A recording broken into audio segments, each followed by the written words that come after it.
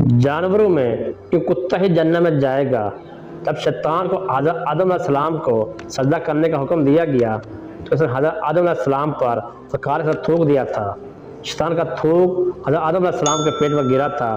اس کے بعد اللہ تعالیٰ نے جبریل علیہ السلام کو تھوک والی جگہ سے مٹی نکالنے کا حکم دے دیا تھا۔ اللہ تعالیٰ نے اس مٹی سے کتے بسم اللہ الرحمن الرحیم۔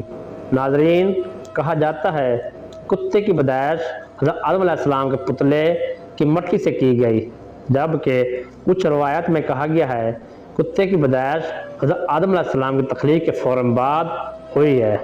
بلکہ اکثر ہمیں یہ بھی سننے کو ملتا ہے جس گھر میں کتے ہوں وہاں رحمت کا فرشتہ داخل نہیں ہوتا۔ لیکن ناظرین، کتے کا ذکر مقدس کتاب قرآن پاک میں بھی آیا ہے اور کہا جاتا ہے دنیا کا وہ جانور جنت میں جائے گا جانور کتا ہی ہوگا۔ لہٰذا ان سب باتوں کو مد نظر رکھ کر آج کی اس ویڈیو میں آپ جان پائیں گے کتا کس شکل میں جنت میں داخل ہوگا اور صحابہ کہف کے ساتھ غار میں آخر کتے کو ہی کیوں بھیجا گیا۔ حضرت آدم علیہ السلام کی تخلیق فوراً بعد کتے کو پیدا کرنے کی وجہ کیا بنی تھی۔ ویڈیو میں آپ کو یہ بھی بتائیں گے کتے اور شیطان میں سے کیا تعلق ہے جس کے سبب مذہب اسلام کتے کو گھر میں پالنے سے منع کرتا ہے اور کتا ہی انسان پر کیوں بھونکتا ہے۔ ناظرین، سب سے پہلے تو یہ جان لیجئے جس گھر میں کتا ہو تو اس گھر میں رحمت کا فرشتہ کیوں داخل نہیں ہوتا۔ اس بارے میں حدیث شریف میں ایک واقعہ آتا ہے۔ حضرت میمونہ رضی اللہ تعالی عنہا فرماتی ہیں ایک مرتبہ حضرت حضور اکرم صلی اللہ علیہ وسلم بیدار ہوئے تو آپ صلی اللہ علیہ وسلم بہت غمگین پریشان تھے۔ میں نے پوچھا کہ حضور کیا بات ہے، آج آپ کی کیفیت بدلی ہے؟ تو آپ صلی اللہ علیہ وسلم نے ارشاد فرمایا جبریل علیہ السلام نے رات کو آنے کا وعدہ کیا تھا مگر وہ مقررہ وقت پر آئے نہیں۔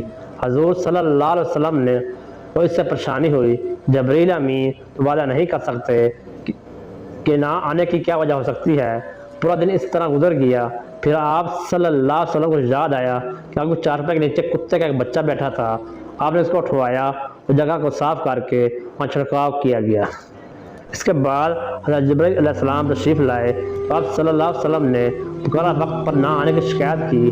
حضرت جبریل علیہ السلام نے عرض کیا یا رسول اللہ، آپ کو چارپائی کے نیچے کتا بیٹھا تھا اور ہم اس گھر میں داخل نہیں ہوتے اس میں کتا یا تصویر ہو۔ بلکہ ایک اور حدیث میں جو ملتا ہے حضور صلی اللہ علیہ وسلم نے ارشاد فرمایا وہ شخص شکار یا ریور کی حفاظت یا کھیتی کی حفاظت کے علاوہ کتا پالتا ہے اس کے اجر سے ایک رات کم کیا جاتا ہے۔ ناظرین، ثابت ہوا کہ گھر میں فرشتوں کے داخل نہ ہونے اور برتن ناپاک کرنے دوسری بہت سی وجوہات پر کتا گھر میں رکھنے سے منع کیا گیا ہے۔ جب گھر میں کتا پلا ہوا ہوتا ہے تو وہ گھر والوں کے لیے خبری میں کھانے پینے کی برتن وغیرہ میں وہ ڈالتا رہتا ہے۔ ظاہر کے گھر والے چونکہ بے خبر ہوتے ہیں اس لیے ان برتنوں کو دھوئے مانجے بغیر ان میں کھاتے پیتے ہیں۔ لیکن مذہب اسلام نے صرف 3 صورتوں میں کتا رکھنے کی اجازت دی ہے، یعنی شکار، کھیتی باڑی یا مویشیوں کے لیے کتا پالا جا سکتا ہے۔ ناظرین، کتے کی پیدائش کے متعلق یہ بھی جان لیجئے کہ مذاہب کے قدیم کتابوں میں لکھا ہے ابلیس یعنی شیطان جن تھا۔ اللہ تعالیٰ نے اس کی عبادت کے باعث فرشتوں میں شامل کر لیا تھا، اس سے ان کا سردار بنا دیا تھا۔ اس کے بعد اس کی عبادت کا سلسلہ جاری رہا۔ اس کا نات کا کوئی ایسا چپا یا کوئی ایسا ٹکڑا نہیں تھا اس پر ابلیس نے سجدہ نہ کیا ہو۔ یہ ان سجدوں ان ریاستوں ان عبادات کا نتیجہ تھا۔ اللہ تعالیٰ نے ابلیس کو فرشتوں کا سردار بنایا، لیکن پھر شیطان غرور کا شکار ہو گیا۔ اس نے مٹی کے پتلے یعنی حضرت آدم علیہ السلام کو سجدہ کرنے سے انکار کر دیا۔ جب اللہ تعالیٰ نے آدم علیہ السلام کو بنایا، مٹی سے بنایا، تو سب کو کہا وہ سجدہ کیا جائے، لیکن ابلیس کے اندر ایک غرور تھا۔ اس نے کہا میں آگ سے بنا ہوں، یہ مٹی سے بنا ہے، میں اسے کیوں سجدہ کروں۔ اس نے سجدہ کرنے سے انکار کر دیا اور یہاں سے خیر اور شر کی طاقتوں کے درمیان جنگ کا آغاز ہو گیا۔ قدیم صحابہ نے لکھا ہے جب شیطان کو حضرت آدم علیہ السلام کو سجدہ کرنے کا حکم دیا گیا تو اس نے حضرت آدم علیہ السلام پر حقارت سے تھوک دیا تھا۔ شیطان کا تھوک حضرت آدم علیہ السلام کے پیٹ پر گرا تھا۔ اور اس کے بعد اللہ تعالیٰ نے حضرت جبریل علیہ السلام کو تھوک والی جگہ سے مٹی نکالنے کا حکم دیا تھا۔ حضرت جبریل علیہ السلام نے مٹی نکالی اور آدم علیہ السلام کے پیٹ پر چھوٹا سا سوراخ بن گیا۔ یہ سوراخ ناک کی شکل میں آج بھی ہمارے پیٹ پر موجود ہے۔ اللہ تعالیٰ نے اس ناف کی مٹی سے جس میں شیطان نے تھوکا تھا اسے کتے کو بنایا تھا۔ ناظرین، کتے کی تخلیق کے متعلق دوسری روایت یہ بھی ملتی ہے جب حضرت آدم علیہ السلام اور اماں حوا السلام علیہ کو اللہ تبارک تعالیٰ نے زمین پر بھیجا، شیطان نے انہیں درندوں کو ورگلایا کہ وہ ان دونوں کو کھا جائیں، تو تب اللہ تبارک تعالیٰ نے کتے کو پیدا کیا جس نے آدم علیہ السلام اور حضرت حوا السلام علیہ کو ان درندوں سے حفاظت فرمائی۔ یہ کتے کی پیدائش حضرت آدم علیہ السلام کو زمین پر بھیجنے کے فوراً بعد کی۔ ناظرین، کتے میں 3 خصلتیں ہوتی ہیں۔ انسان سے محبت کرتا ہے۔ کتا انسان سے محبت کیوں کرتا ہے وہ بھی اس ویڈیو میں ہم آپ کو بتاتے ہیں، کیونکہ انسان بھی مٹی سے بنا ہوا ایک پتلا ہے، کتا بھی مٹی سے بنا ہے، اس لیے کتا انسان سے محبت کرتا ہے۔ کتے کے بارے میں اگر آپ کو یہ بتایا جائے یہ رات کو کیوں جاگتا ہے، اس کی وجہ یہ ہے کہ مٹی کو حضرت جبرائیل علیہ السلام کے ہاتھ لگے تھے۔ اور ہاں، کتا انسان پر بھونکتا ہے۔ یہ انسان پر کیوں بھونکتا ہے؟ اس کی وجہ یہ اس کہ مٹی شیطان کا تھوک شامل ہے۔ کتا دنیا کے واحد مخلوق ہے، شیطان کو دیکھ کر سختی ہے۔ شاید یہی وجہ ہے کہ رات کو اندھیرے میں جب شیطانوں کے قافلے آسمانوں سے اترتے ہیں تو کتے اوپر دیکھ کر خوفناک آواز نکالتے ہیں۔ ناظرین، غیر مسلم اقوام خاص کر یورپ میں تو اب کتے کو گھر کا ایک فرد سمجھا جاتا ہے۔ جن خواتین نے جہاں کتے پالے ہوتے ہیں تو وہ کہتی ہیں اور تمہیں مجھ سے محبت ہے تو میرے کتے سے بھی محبت کرنا ہوگی، یہاں تک کہ یورپ میں کتوں سے محبت اب حرام کاریوں میں بدل چکی ہے۔ یہ بات یاد رکھیے، کتا چاہے کتنا ہی وفادار کیوں نہ ہو، اگر آپ نے کھیتی کی حفاظت، شکار یا اپنے جانوروں کے ریوڑ کی حفاظت کے لیے نہیں پالا، پھر روزانہ آپ کے اجر سے 1 رات کم کیا جائے گا۔ یہ بھی یاد رکھیے، حضور اکرم صلی اللہ علیہ وسلم نے 1 رات بہت بہت تشبیہ دی ہے۔ اب آپ خود اندازہ کر لیجئے کس قدر اجر آپ روزانہ گنوا رہے ہیں۔ اللہ تبارک تعالیٰ نے سورۃ عراق میں بلغم بن اورا جو کہ ایک نیک و عابد شخص تھا، پھر اس نے نفس کی لذت اور دنیا پرستی کے کام شروع کیے، تو پھر اللہ تعالیٰ نے جو کتے سے تشبیہ دی ہے، اور وہ روز قیامت کتے کی شکل میں دوزخ میں داخل ہوگا اور اصحاب کہف کا کتا بلغم بن باورا کی شکل میں جنت میں جائے گا۔ حضور اکرم صلی اللہ علیہ وسلم نے سیاہ کتے کو شیطان کہا ہے، کیونکہ طبی ماہرین کے مطابق نابالغ جانور کو پالنا وباؤں کا باعث ہے۔ خطرناک جراثیم اور وبائیں جانوروں سے انسانوں میں منتقل ہوتی ہیں۔ رسول کریم صلی اللہ علیہ وسلم نے آج سے 400 سال قبل یہ کام بتائے۔ آج کی جدید سائنس سے اس کی تصدیق ہو رہی ہے۔ طبی ماہرین کے متفق رائے ہے جانوروں میں پائے جانے والے خطرناک جراثیم انسان میں منتقل ہوتے ہیں جو وبا پھیلنے کا باعث بنتے ہیں۔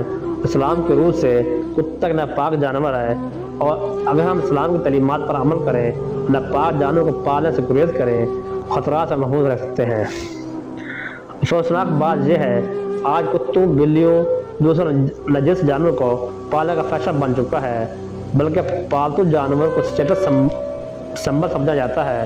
ناظرین، اسلام نے مسلمان کو حکم دیا ہے اس برتن میں کتا منہ ڈال دے اسے پاک کرنے کے لیے 7 مرتبہ دھویا جائے۔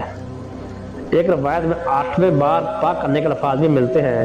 آج کی سائنس بتاتی ہے کتے میں انتہائی خطرناک جراثیم پائے جاتے ہیں جو برتن کو بار بار دھونے سے ہی ختم ہو سکتے ہیں۔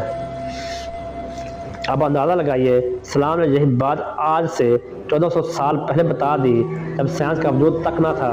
ہمیں سمجھ جانا چاہیے اللہ کے پیارے نبی صلی اللہ علیہ وسلم نے جو حکام ہمیں دیے انسانی کی فلاح اسے مان لینے میں ہے، اس کے مقابلے میں عقل کے گھوڑے دوڑا کر دلا دینے سے گریز کرنا چاہیے۔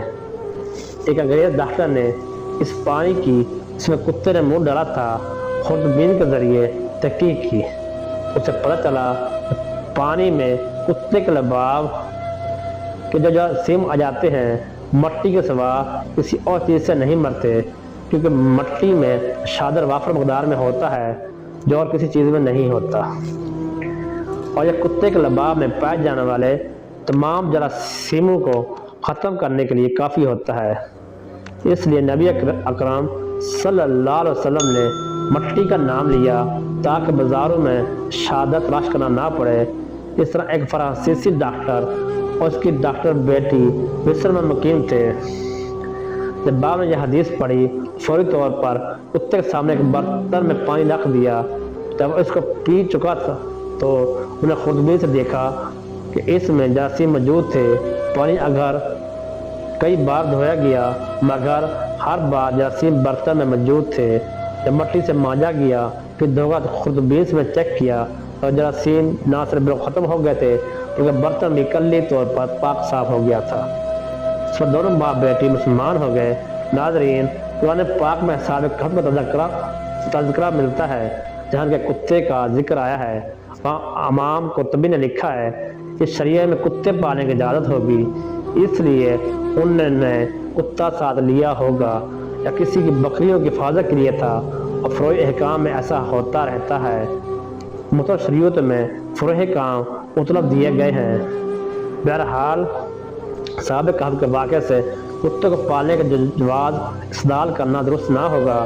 اس طرح مفسرین کرام نے جہاں سابق کہف کا ذکر کیا ہے تو وہاں اس بات کی بھی وضاحت فرمائی ہے۔ سابق کہف کا کتا صلح کے ساتھ رہا، اس کی برکت سے اللہ پاک نے قرآن مجید میں اس کا ذکر فرما دیا۔ اس کتے کی جزوی فضیلت تھی کہ مسلمان کے لیے بات کافی ہونی چاہیے۔